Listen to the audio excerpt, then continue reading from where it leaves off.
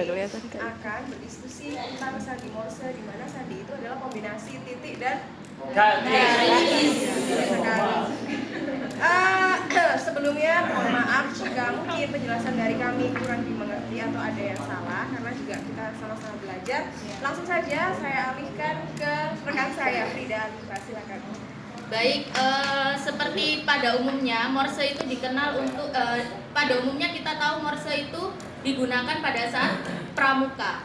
Nah, tapi selain di pramuka juga bisa digunakan ketika kita berkegiatan di alam bebas.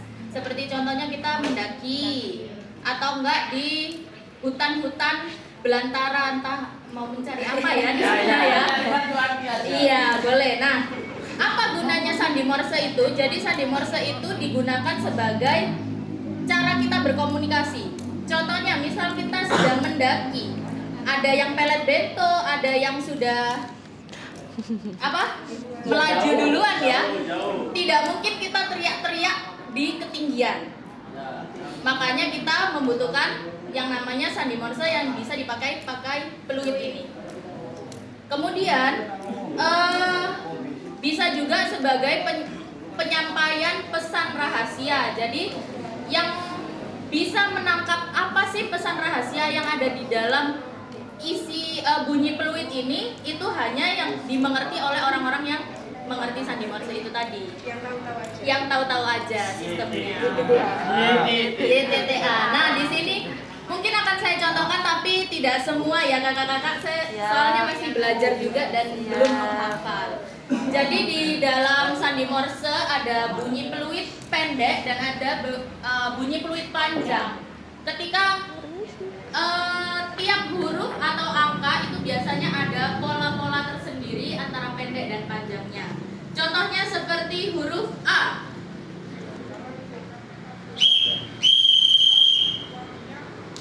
Ketika kita meniupkan peluit, bukan semua udara dari mulut kita yang dikeluarkan untuk meniup, bukan gitu. Jadi ada sesuatu yang ditahan gitu di dalam ini, karena tujuannya biar peluit ini lantang, suaranya keras.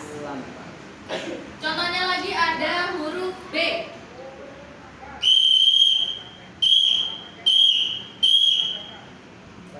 Untuk menginstruksikannya juga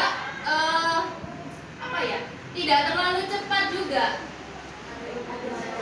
Iya, ada jedanya. Soalnya takutnya kalau misalnya kita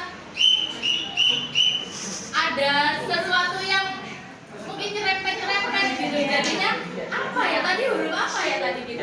Mungkin kalau dalam keadaan darurat bisa dipakai yang cepat ya, tapi kalau misalnya dalam keadaan yang tidak terlalu darurat mungkin bisa dengan jeda waktu. Karena kalau sudah darurat mau pakai jeda kan kelamaan gitu. Misalnya ada binatang buas, kita butuh SOS, kita butuh bantuan. Kalau misalnya dikasih jeda-jeda yang agak panjang, mungkin dari menit setelahnya gitu ya. Jadi bisa digunakan pengecualian. Mungkin kalau di dalam pramuka gini misalnya, itu bisa tebak-tebakan. Misalnya tebak-tebak ini kata apa, itu bisa dengan jeda-jeda untuk permainan. Ya, mungkin itu saja. Ada pertanyaan? Tapi kalau kita punya misalnya katakanlah dari kelompok dari dia, ini mungkin bukan pertanyaan tapi lebih ke ya supaya kita tuh banyak. Karena kita harus bagian kita tidak dengan kritis. Nah, sebelum kita tahu kalau itu akan kita harus tahu kuncinya dulu. Iya.